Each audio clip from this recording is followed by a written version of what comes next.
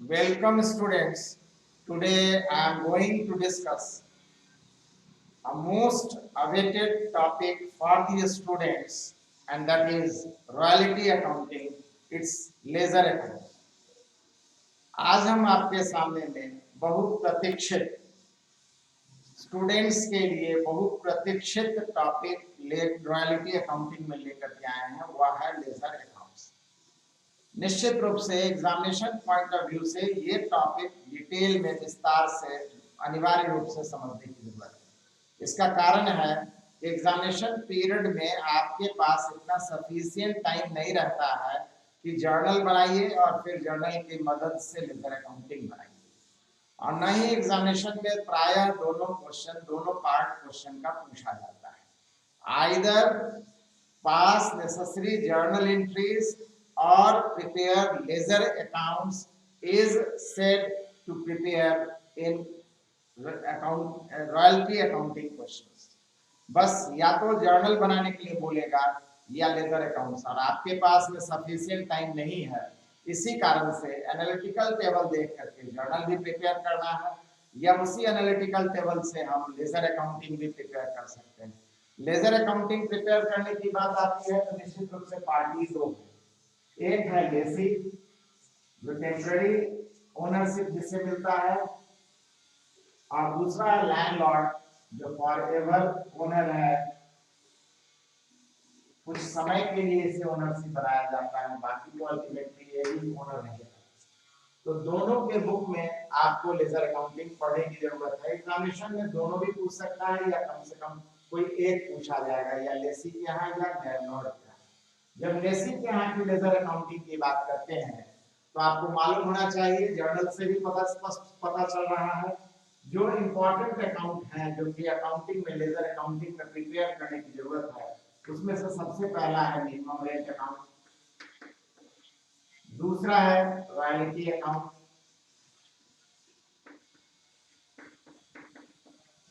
तीसरा है landlords account,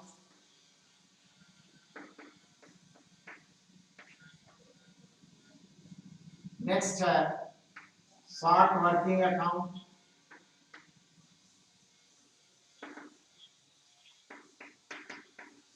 और लास्ट है हमारा प्रॉफिट एंड लॉस।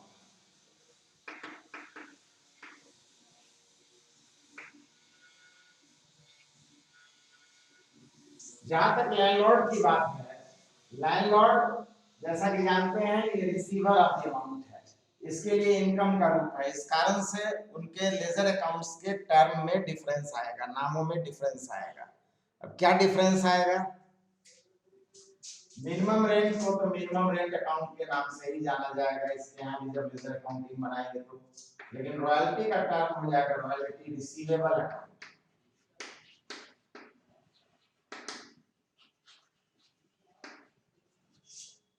लैंडलॉर्ड की जगह पर लेसी का अकाउंट बनाएगा, लैंडलॉर्ड अपने बुक में अपना अकाउंट तो बनाएगा नहीं। शॉर्ट वर्किंग को शॉर्ट वर्किंग रिजर्व अकाउंट के नाम से जाना जाता है, या रॉयल्टी रिजर्व भी बोल सकते हैं।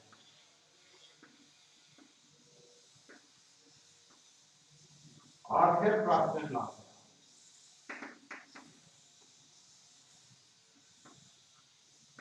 इस वीडियो से पहले हम आपको रॉयल्टी से रिलेटेड अकाउंटिंग में जो जानकारी विस्तार से बतलाए हैं, उसमें रॉयल्टी का मीनिंग क्या है, रॉयल्टी अकाउंटिंग से रिलेटेड इंपॉर्टेंट टर्म्स कौन कौन से हैं, इसके अलावा प्रिपरेशन ऑफ एनालिटिकल टेबल कैसे होता है, कौन कौन सा पॉइंट इंपॉर्टेंट है एग्रीमेंट का, जिसकी मदद से हम प्रिपरेशन ऑफ एनालिटिकल टेबल करते हैं, और फिर उससे रिलेटेड जर्नल एंट्रीज का प्रिपरेशन दोनों के बुक में हम लेसी के यहाँ भी बतलाए हैं और लैंडलॉर्ड के यहाँ भी बतलाए हैं।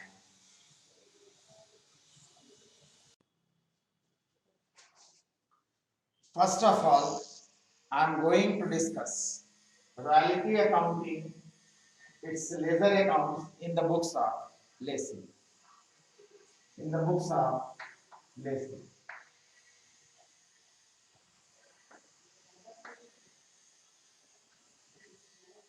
लेसी का जो इम्पोर्टेंट लेजर अकाउंट है उसमें सबसे पहला है minimum rate account. Ledger account है तो लेजर का प्रोफार्मा बनेगा।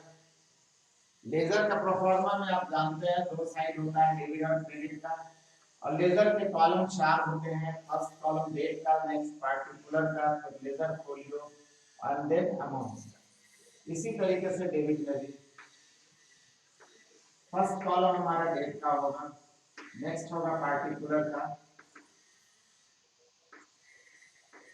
JF journal folio, journal page number, फिर amount in rupees Indian currency में की बात करें तो date, particular, LF ledger folio number and then amount in rupees. ये डेबिट साइड है, ये credit side. For debit ledger में जैसा कि आप जानते हैं क्लास 11 से 2 टर्म का यूज करते हैं, for credit by term use किया जाता है। इस तरीके से हमारा लेजर का प्रोफार्मा बनेगा। अब लेजर के प्रोफार्मा को जान लेने के बाद अब इसमें अकाउंटिंग कैसे की जाती है, इंपॉर्टेंट ट्रिक्स हम सबसे पहले हर एक लेजर अकाउंट्स का बताने जा रहे हैं। फिर एक एग्जांपल से इस ट्रिक्स का सॉल्यूशन प्रेजेंट करेंगे कि कैसे वास्तव में हम एनालिटिकल टेबल से लेजर अकाउंट्स बनाते हैं। इससे भी पहले आपको यह मालूम होना चाहिए हमारा जो जर्नल या लेजर है वो गोल्डन रूल पर बेस्ड है, और गोल्डन रूल में जो रूल जर्नल का है वही रूल लेजर का भी है। इसका मतलब साफ हो गया है कि जर्नल में अगर कोई ट्रांजैक्शन डेबिट के साइड में आया है तो लेजर में भी वो डेबिट के ही साइड में आया है। जर्नल का क्रेडिट लेजर में भी क्रेडिट के ही साइड में लिखा जाएगा। ये सबसे इंपॉर्टेंट चीज है, याद रखना है।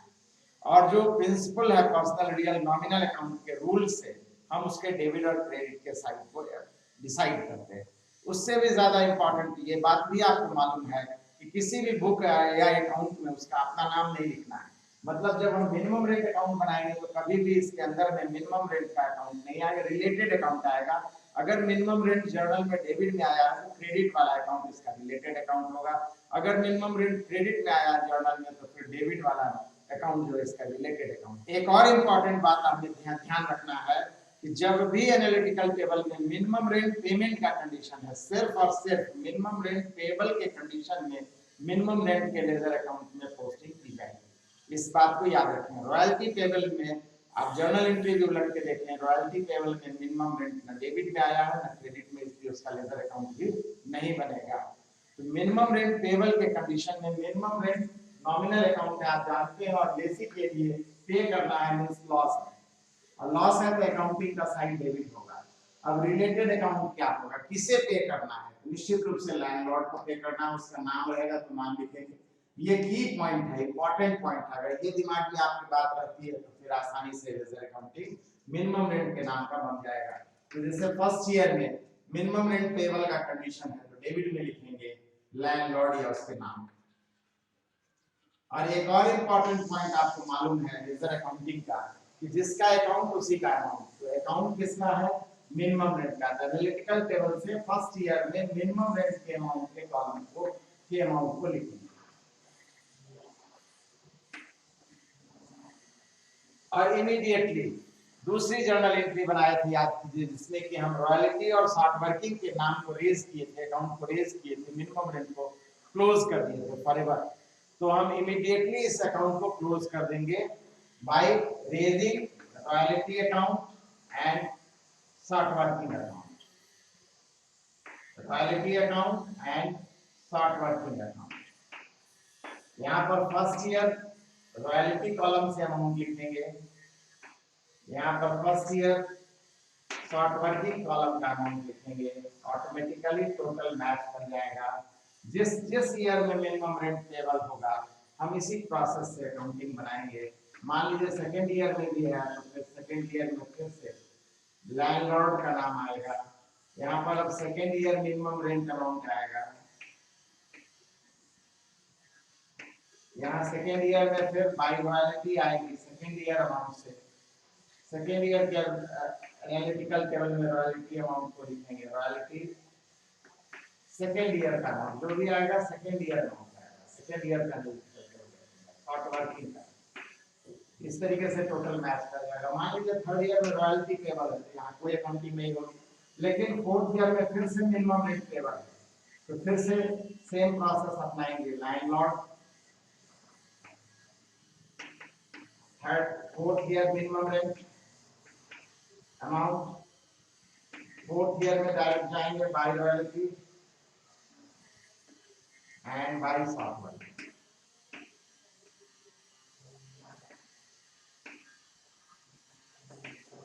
फिर दोनों के अमाउंट को लिखेंगे, टोटल मैच करेंगे। तो only when minimum rent amount is payable, ऐसा कंडीशन है तभी मिनिमम रेंट अकाउंट बनेगा, नहीं तो नहीं। नेक्स्ट अकाउंट हमारा बनता है रॉयल्टी अकाउंट। कोई ऑर्डर नहीं है, किसी को भी आप पहले और बाद में बना सकते हैं। फिर से वही बात, लेजर अकाउंट का कॉलम बनाएंगे, 4 कॉलम डेबिट के लिए, 4 कॉलम क्रेडिट के लिए। अब इसमें अकाउंटिंग कैसे होगी? तो for debit to to, for credit by. Minimum rent royalty की बात करें, रॉयल्टी भी किसके यहाँ बना रहा है? लेसी के यहाँ। लेसी के लिए रॉयल्टी पे करना है, हम फिर कॉस्ट एक्सपेंस है डेबिट करेंगे। रिलेटेड अकाउंट कौन सा होगा? तो इसमें अगर मिनिमम रेंट पेबल कंडीशन है तो मिनिमम रेंट रिलेटेड अकाउंट होगा, और रॉयल्टी पेबल कंडीशन है तो रॉयल्टी किसे पे करना है? तो लैंडलॉर्ड रिलेटेड अकाउंट होगा। ये एक इंपॉर्टेंट या की पॉइंट। तो फर्स्ट ईयर में हम डेबिट में दिखलाएंगे टू मिनिमम रेंट। जनरली शुरू के वर्षों में मिनिमम रेंट पेबल का कंडीशन रहता है। अमाउंट आएगा फर्स्ट ईयर रॉयल्टी, याद रखेंगे जिसका अकाउंट उसका अमाउंट। और जैसा कि जानते हैं अल्टीमेटली ये लॉस है, अंततः ये लॉस है, इसलिए इसके प्रॉफिट लॉस में ट्रांसफर कर देना है। तो by profit and loss account same amount से जो है पीएल में ट्रांसफर हो जाएगा, अकाउंट क्लोज हो जाएगा। ऐसे ही सेकंड ईयर में फिर से मिनिमम रेंट, अगर मिनिमम रेंट पेबल का कंडीशन है तो ये हम कंडीशन बता रहे थे, minimum rent is payable.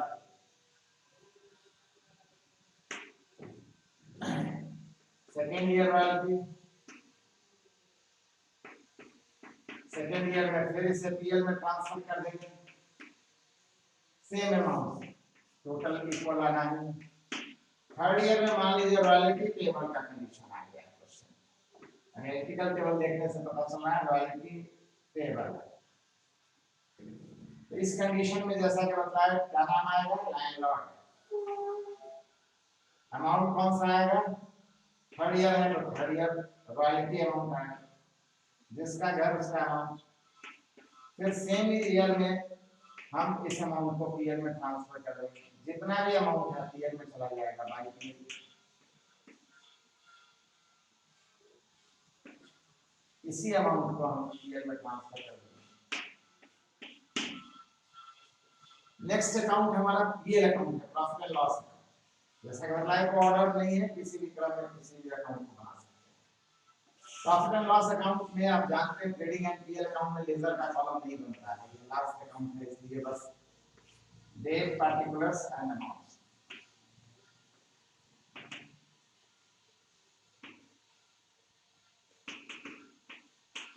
Date particulars and amounts.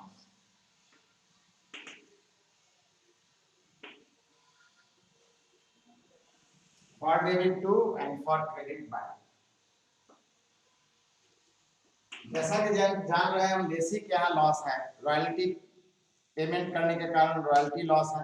And number 2, uncovered amount अगर आ जाता है तो अल्टीमेटली वो भी लॉस है, इसलिए दोनों अमाउंट को हम पीएल अकाउंट में ट्रांसफर करेंगे। और लॉस है इसलिए पीएल अकाउंट के डेबिट में। फर्स्ट ईयर में जनरली बस रॉयल्टी रहता है तो रॉयल्टी अमाउंट को ट्रांसफर करेंगे, फर्स्ट ईयर रॉयल्टी। और जैसा कि जानते हैं प्रॉफिट एंड लॉस अकाउंट में so many income and expenditure, entire income and expenditure related to a particular business, सभी लेन देन को लिखने के बाद नेट प्रॉफिट नेट लॉसेस निकाला जाता है। यहाँ पर तो जस्ट एक माइन के प्रोडक्शन की बातें दी गई है, अदर एक्टिविटीज और बिजनेस एक्टिविटीज उसका कोई इंफॉर्मेशन नहीं है, इसीलिए इस अकाउंट को हम क्लोज नहीं कर सकते हैं। इनकम में कुछ भी नहीं दिखाना है और बस डबल लाइन से डायरेक्ट क्लोज कर देंगे, कोई रिजल्ट नहीं निकालेंगे। सेकेंड ईयर में मान लीजिए फिर से वही स्थिति है, तो रॉयल्टी सेकेंड ईयर में रॉयल्टी अमाउंट दिखाएंगे, फिर से क्लोज कर देंगे उसी तरीके से। थर्ड ईयर में मान लीजिए अनकवर्ड भी है तो रॉयल्टी भी दिखलाएंगे और साथ वर्किंग अनकवर्ड।